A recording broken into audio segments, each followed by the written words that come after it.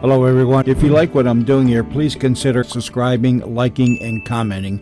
It would really help the channel out quite a bit. Thank you very much.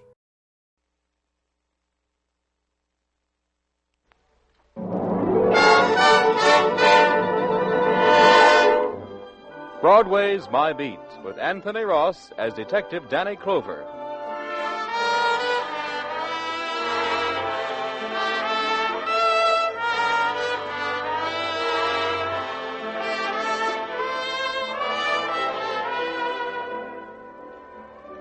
Broadway's My Beat, from Times Square to Columbus Circle. The gaudiest, the most violent, the lonesomest mile in the world. That's the street I walk. But today, trouble is waiting for me in the squad room of the 47th Street Station House. Lieutenant Clover? That's me. Well, they Danny Clover. told me out front I'd find you here. You got to help me. Sure. Hey, by those tags on your shoulders, I see you two fellas are in New York for a convention. What's your trouble? Well, you see, I've never been in the big city before, and, well, I've heard about things like this happening, but I never thought it would happen to me. A girl is trying to blackmail me. Blackmail? That's right. Now, there's nothing to it, but if my wife finds out about it... Hey, wait a minute, young fella. Now, make me acquainted with you first, and then we'll listen to your troubles. Oh, my name's Peter Daly. I'm stopping at the Cleveland Hotel. Exactly 2 hours, my wife arrives in New York. Hold on. Where are you from? You sound like Kansas. No, Arkansas. Well, that's close enough. Who's this gent with you here? I'm his friend, Lieutenant. The name is Ben Cotton. Pete asked me to come up here to the station with him, sort of moral support, poor devil. You from his hometown? Yes, sir, Little Rock. We're partners in a little business out there. We've been in New York a week now, Pete and I, attending a convention. Oh, boys. When will you out-of-towners learn how to relax in New York without getting into trouble? You attend a convention, you gotta go unconventional. Oh, sir, I don't even know that girl. She's a stranger to me. Huh? Well, then I don't get it. Just what did happen? Well, a lot of the boys, after yesterday's convention session, went down to the Hi-Hat Club, and, well, I'm standing at the bar, Lieutenant, having a drink, minding my own business. The bar was pretty crowded, and this red-headed girl takes a place next to me and asks for a light, and I give it to her. Lesson 1. When a strange girl asks you for a light, zip your wallet. Yeah, go ahead. What then? Well, a little while later, the nightclub photographer passes by, and this redhead stops her and says to her she'd like her picture taken, right there against the bar. And just as the photographer is about to snap her picture, this redhead takes my arm with a laugh to include me, you see, and, well, I was feeling pretty good, so to enter into the fun of the thing... Hello, sucker, she must have been saying under her breath. So, you both listened to the birdie. Yeah, and when I got back to my hotel, I thought nothing more about it. This morning, I got a phone call. From the redhead? That's right. Oh, she'd sell you the picture for a price or show it to your wife, huh? That's right. Why, she wanted $500. I don't have money like that. How'd she know you were married? Well, Lieutenant, I never told her I was married. Hardly said a word to her. What? Well, then how did she know? I don't know. Why, she even knew my wife was arriving in New York at 2 today. Can you beat that, Lieutenant? Go on, Daly. Well, she told me over the phone that unless I came across with the money, she'd mail that picture to my wife today. So what'd you tell her? Well, I told her I wouldn't give her a cent. Why should I pay her? Look, Lieutenant, believe me, I'm a happily married man, and I haven't done anything wrong, but what'll my wife think if she gets that picture? Daly, what's the name of that redhead and where does she live? Well, I don't know that. She didn't tell me. Well, then how did she expect you to get to her with the dough? Well, she said if I was agreeable, she'd tell me where I could leave the money, and she'd later leave the picture in the same place. But I told her nothing doing. I'd go to the police first. Then she hung up. Well, you did the right thing by coming to the police. Well, but if she sends that picture to my wife's an understanding woman, Lieutenant, but after all, if I could get my hands on that girl, I swear I'd kill her. Hey, Go on. Pick up your wife at the station, Daly, and relax. I'll drop into the Hi-Hat Club, see if that redheaded is known over there, and Daly, make sure your wife puts you on a leash.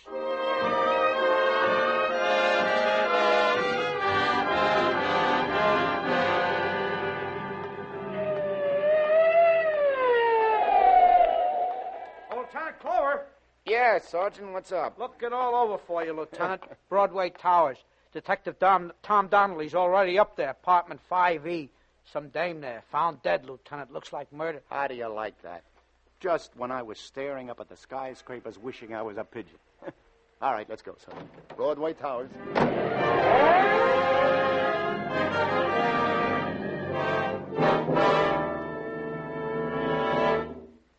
Who is she, Tom? Name Rita Rondell, Danny, according to the building superintendent. Redhead, huh? Yeah. Fractured skull.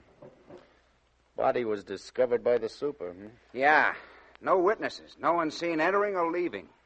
Hey, look over that back room, Sarge. Right, Lieutenant. Say you found the phone off the hook, Tom? Yeah? Yeah. Well, it looks like the whole scuffle was over that phone. Yeah. Hey, what's this written on the calendar here, Danny? Bobo, 1 p.m. Yeah, let me see. Bobo. Could be some guy. Ask around the stem, Tom. Any characters named Bobo. Okay. You say Doc places a death about 1:10. Huh? Right. Well, whoever a visitor was, boy, they had quite a tussle. Say, Danny, look here. I found some photographs hidden in the bottom of this drawer. Take a look. Well, what do you know? What's the matter, Danny? Hey, you remember that nice guy, Daly, from Little Rock, came in the station house this noon about a blackmailing redhead? Yeah? Yeah, this is him. With Rita Rondell. Taken against the bar at the High Hat Club. Look. Yeah, how about that, huh? This must have been the dame who was trying to shake him down. And this is the frame-up picture she meant to sock him with. Yeah, so this is the redhead. And me, I'm looking all over for her. Open and shut. Remember? He said he'd like to kill her? Never can tell. He didn't look that mad. Ah, well. Like I always say, cherchez le motive and you got your man. Shall I bring him in? Hey, hold your horses, Tom. There's no evidence he had anything to do with this, but I better drop in on him and have a little chat. Question him, huh? Yeah. Anything else turns up, let me know. And check Bobo. Right. I'll keep in touch. Poor Daly. I feel sorry for him. And with a wife just arrived in town. Tom, this is going to be a heartbreaker. Especially if the little lady from Arkansas answers the door.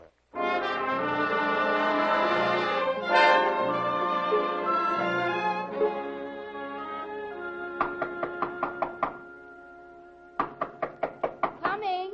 Just a moment. Mrs. Daly, Yes? is your husband in? Why, yes. He's just lying down for a bit. Who shall I say is... Mrs. Daly, I'm Lieutenant... Well, isn't old Artie? Clean forgot our appointment, fella. Huh? Oh, darling, I want you to meet Art Smith. He was my lieutenant, 3rd Airborne. The old dog. Imagine meeting him at the convention after all these years. Yeah. Mr. Smith, just imagine. You two must be thrilled. I guess New York's the place one meets all... I'll be right with you, Art. I just put on my jacket. Yeah. Okay, I'll wait. How do you like the little missus, Art? Oh, just fine. Pleased to meet you, ma'am. Step on it, Pete, huh? Won't take a minute, Art. Why? Where are you boys off to? Oh, Cookie, I forgot to tell you. I promised Art I'd have a cup of coffee with him. You know, catch up on the old gang. He leaves for Cincinnati in a little while. Mrs. Daly, does your husband often go to conventions alone? Oh, heavens, no. This is the first time we've ever been separated in the 3 years we've been married. I see. Ben Cotton, his partner, was going too, so there was nothing to worry about. Besides, I know that Peter wouldn't even look at anyone else. Oh, let's go, Art. All right, Peter. Let's go down to that coffee shop and have that little chat.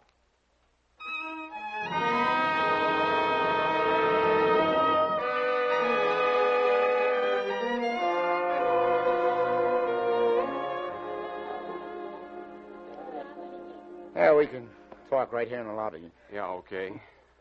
That's one sweet wife, Daly. Yeah, you can say that again. You can see why I didn't want to let on you were a police officer. Yeah, I got it. Well, Lieutenant Clover, did you ask in that nightclub like you promised to find out if anyone knows that red-headed blackmailer? She hasn't sent that picture yet. You wouldn't be kidding me, mister, would you? What do you mean? When did you see her last, this Rita Rondell? Oh, is that her name? You found that out? Oh, last night at that bar. You didn't go to her apartment today? At 1 o'clock, say? You know, son, if you're on the level with me, I'd be about the happiest guy on earth. What do you mean, Lieutenant? If I'm on the level. What's up? Rita's dead, son. Dead? Mm-hmm. We found that picture you were talking about in her apartment. What happened? Oh, there was a scuffle from the look of the place, and she fell against something in the struggle and fractured her skull. I don't know. Probably accidental, but there'll be a manslaughter rap for somebody. My gosh. Well, who do you suppose? Daly, right now, I don't have any idea, but my men are going over that apartment inch by inch, police routine. I'll get a report just as soon as I call headquarters, but before I put in that call, were you or were you not in Rita Rondell's apartment? No. Well, I told you before I didn't even know where she lived. Good. Come on, now let's walk over here to the phone. I'll call headquarters, and if nothing else turned up, you can go back upstairs to your wife. Yeah, she'll think it's funny, my leaving her to talk with you so soon after she gets to New York. Yeah, you wait outside the booth, will you? I'll only be a minute.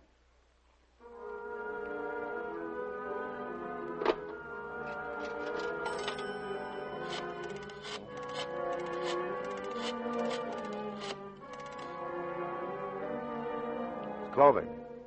Sergeant, anything turn up on the Rondell dame's place? Uh-huh. Yeah, I see you. No, you didn't. There's nothing else, huh? Out where? Oh, then he... I see. Thanks, Sergeant. Daly, where's your hat? My hat? Your hat. Well, I must have left it up in my room. Shall we go up and see? Well, I'm not sure. Maybe I lost it. That's right. You lost it at Rita Rondell's apartment. What are you driving at, Clover? It was found on her fire escape. Has your initials. Well, lots of people have initials. Okay. Then let your wife identify it. No. I'll leave my wife out of it. I'll tell you where I lost it. Come to think of it, I remember now. Yeah, at that bar last night where I met her. That's right. I missed it when I got back to the hotel. So either that girl or someone else picked it up and... Well, maybe that explains how... Brother, you killed me. You were wearing that hat in the station house this noon. I'm sorry, Daly. I'll have to take you to headquarters. I'm charging you with manslaughter.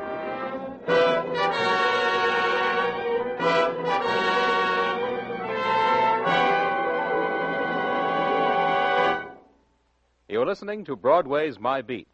We'll continue in just a minute, but first, Sunday nights on CBS are famous for their top comedy with Jack Benny, Amos and Andy, and the other great comedians, for the splendid drama that Helen Hayes brings each week, and for the appearance of one of the greatest detectives in modern times, Sam Spade, created by Dashiell Hammett.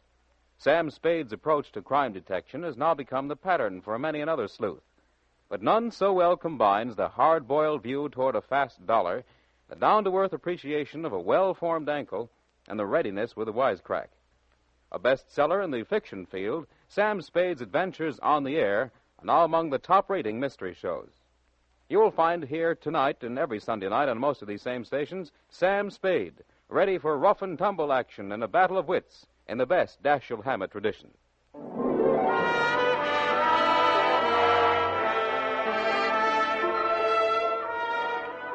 And now back to the 16th Precinct and Detective Danny Clover.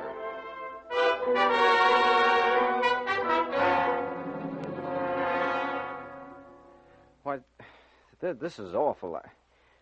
Look, Lieutenant, I'm from Daly's hometown, and I've known him for years. Why, he couldn't have had anything to do with this. Mr. Cotton, I know you're Daly's friend, and I know how you feel. I simply phoned you, seeing as you're a friend of the family, to notify Mrs. Daly of her husband's arrest. Yes, of course. Well, she wasn't in her room when I stepped by, so I rushed down here as fast as I could. Those two are so much in love, Lieutenant, I just don't have the heart to tell her. Any luck this time, Tom? Nah. Try to persuade Daly again, but no soap, Danny.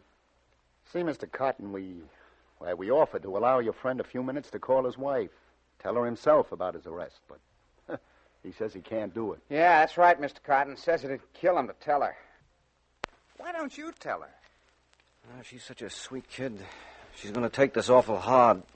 You see, in a way, I feel kind of responsible for this, being here with Ben. I just don't believe I could face her. Tom? Unless it's an order, Lieutenant. I'd rather be included out. Okay. I guess a policeman's job can include almost anything. I'll get over there right now. Oh, Tom, come here a minute. Yes, Lieutenant? Yeah, Danny? You didn't find any guy anywhere named Bobo. No Bobo. No Bobo. All right, then, that's that. Okay, fellas, I'm on my way. Oh, believe me, this is going to be tough. Breaking the bad news to the little lady from Arkansas.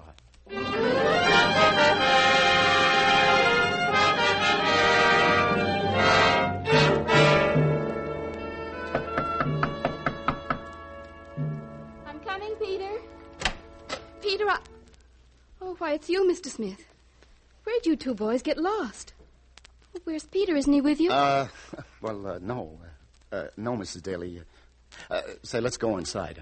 I want to talk to you. But I don't understand, Mr. Smith. Where is Pete? Well, the fact is, Mrs. Daly... Where, for goodness sake? Well, I mean, the fact is, Mrs. Daly, I'm not... I looked downstairs for you two and couldn't find you anywhere. And now you come back alone and... Do tell me, you frightened me. Has something happened to him?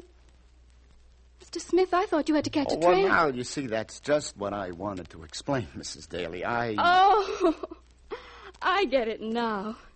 You went to a bar instead of the coffee shop, so you missed your train and he... Oh, Mr. Smith, why didn't you say so in the first place? You had me so worried. Oh, well, no, I'm sorry, ma'am. Where is he? Is he in bad shape? Well, you just bring him back here, no matter what condition he's in, and I'll take care of him. Maybe some coffee would help. Do you hear me, Mr. Smith? Mr. Smith? Mrs. Daly, I'm not Mr. Smith. What? You're not? It was all just an act. I'm sorry. I mean, your husband called me that when I came in before, and, well, I played along. An act? What in heaven's name are you talking about? And who are you? Detective Lieutenant Danny Clover, ma'am, of the 16th Precinct. Your husband... Oh, now, wait a minute. Here, let me help you. Hey, perhaps you better sit down. No, I'm all right. Please go on. Something happened to him. An accident or something. Is he hurt badly? No, he isn't hurt. Oh, that's good. Ma'am, your husband is under arrest. Under arrest? Peter? Nonsense, what for? Well, you see, it dates back to before you arrived, naturally. You see, last night he got into a jam at a nightclub. A jam? I mean, that is, there was a girl at the bar next to him. A girl? No, don't get me wrong there, ma'am. In that respect, I assure you. But it's something else that happened. And, now, Mrs. Daly, let me tell you the whole story from the beginning. He wouldn't do anything. No, but please don't get me wrong, ma'am. You mean he got mixed up with a girl? But he couldn't. Oh, no, it's not that. There was this redheaded... Redhead? Oh, now, wait a minute. Wait. Oh, I'm no good at this sort of thing, Mrs. Daly. Go on. Well, look, it was all a framed-up thing. Your husband came up to the station this morning and told us the whole thing. Your husband was blackmailed. Blackmailed? But you said he was framed. Yeah, well, as far as the the girl is concerned, there's nothing to it. Oh, of course, I should have known. He was framed with a picture taken at a bar and, well, to protect you, to keep you from seeing that picture. Well, well, a picture. What would I have cared about an old picture? There's nothing to it. Everything's all right. But you said Peter was arrested. Well, you see, ma'am, to keep you from seeing that picture, I figure maybe he went up to that girl's room and there was a little fight or a struggle or something, and this girl fell. Oh, she's hurt. She's dead. Dead? She's dead? Oh, no, he didn't mean to well, it's a charge we call manslaughter. Manslaughter? He didn't. He couldn't have killed anyone. Does he say he didn't? Yes, ma'am.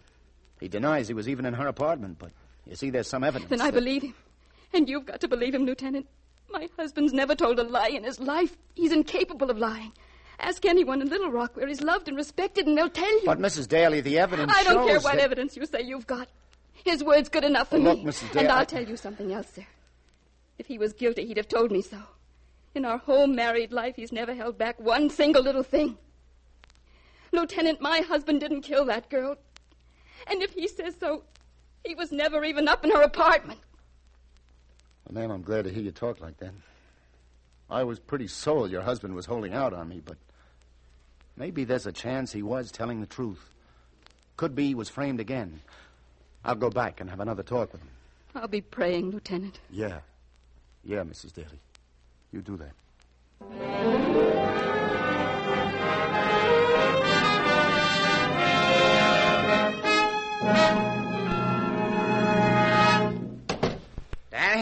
Danny, Peter Daly's confessed.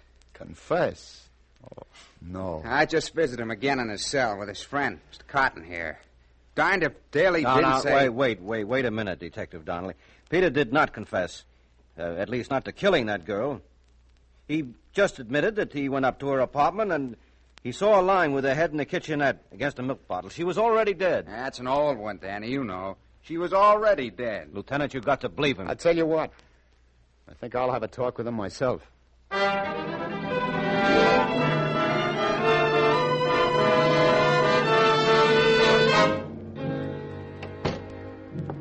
Hello, Daly. They told you, Lieutenant Clover? Yeah.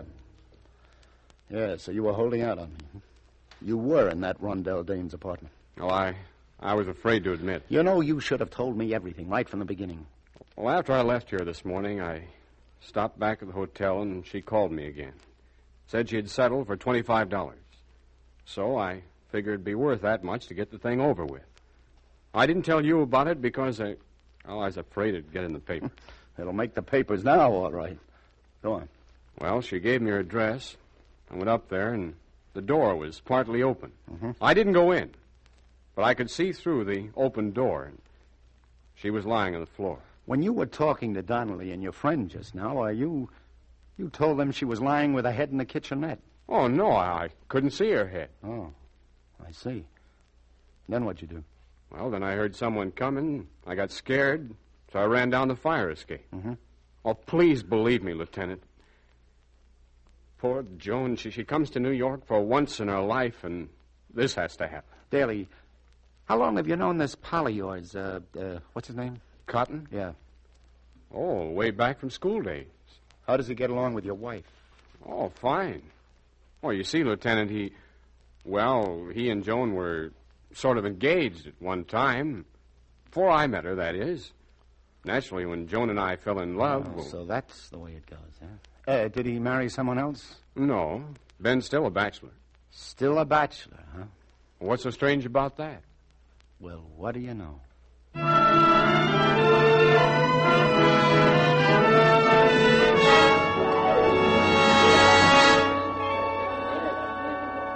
Lieutenant Clover, you back again? This is the third time today. What gives? Like this, like that. Hey, a couple of perfectos, lover. Did you come in here to see me, or did I see you keeping an open eye on that gentleman from 305 that just got on the elevator? Hey, you know him? Shouldn't I? He smokes cigars. His name's Ben Cotton from Little Rock. I think I'll go up and have a word. Mm-hmm. Give Bobo my best. You know, for an out-of-towner, the tips he hands out... Oh. Bobo, did you say? Yeah, Bobo. You know how it is at these conventions, the nicknames you pick up. I've heard some good ones, but Bobo, that kills me. Everyone around here calls him that. Oh, thanks, Sally. Thanks a lot. Thanks for what? Oh, nothing, lover. I'll be seeing you.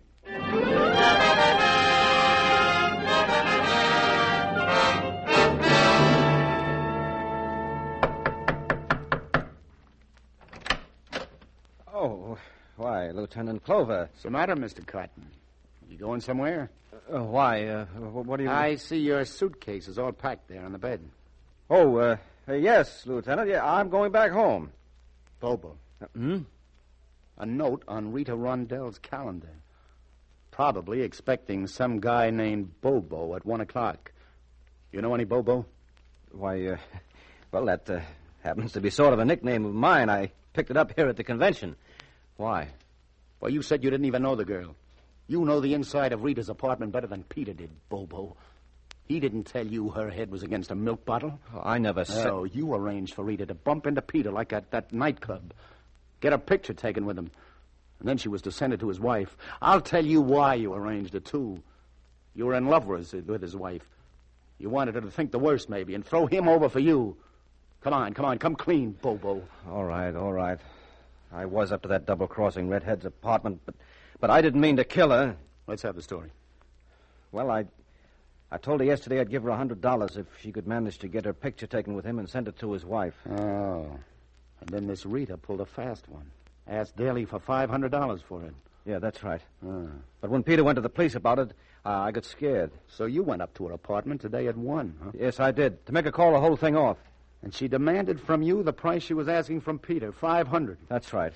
And when I refused... He threatened to expose you to your friend Daly. Began to phone him at his hotel. Yes. That's just the way it happened. I struggled with her for the phone. I gave her a push, and she fell. But I swear, Lieutenant, it was an accident. So that's that. Well, okay, Lieutenant, I'm ready to go to jail. But I don't know what got into me. Trying to do something like that to my best friend. The old triangle, huh? Well, you see, I've been in love with Joan for a long time. Longer than Peter. But he came along and she married him, and, well, ever since I've been hoping and waiting for a chance. Chance to break them up. Yeah, that's right. But I didn't mean to go so far. Once I got into it... You got into it, all right. Yeah, I guess I've been a real number one heel, huh?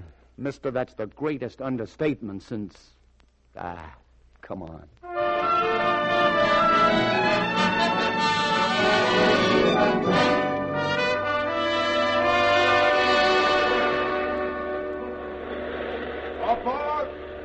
That's us, Joan. All right, Peter. Lieutenant Clover, I don't know how to say. We'll never be able to thank you for all you've done. Skip it, Arkansas. Hey, just promise me one thing, will you? What's that? Well, I mean, you've come to New York. This is the first time for both of you, isn't it? That's right. You've had a pretty rough time. You got one impression of New York, the wrong one. Come back and give it another whirl, will you? That's a promise. I want to see you both again, you know. So you know, miss, I don't often meet somebody like you. Why, the faith, the trust you have in your husband is... Oh, you see, Lieutenant. We're in love.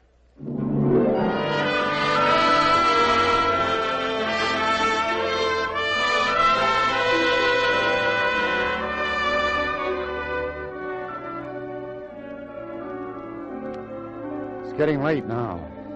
1,000,000 lights have gone out. But I'm thinking about people. On Broadway, in Arkansas, good, bad. They get into trouble here like everywhere else. Only maybe here it's just a little bit easier. On the Gordius, the most violent, the lonesomest mile in the world. Broadway, my beat.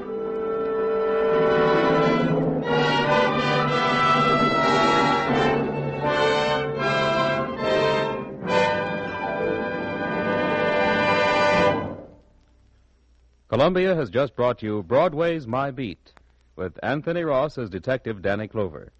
Gene Carson was Sally. John Forsythe was Tom. Today's broadcast was written by Joseph Roscoe and produced and directed by John Dietz. The musical score was composed and conducted by Robert Stringer. This is Vern Bennett speaking.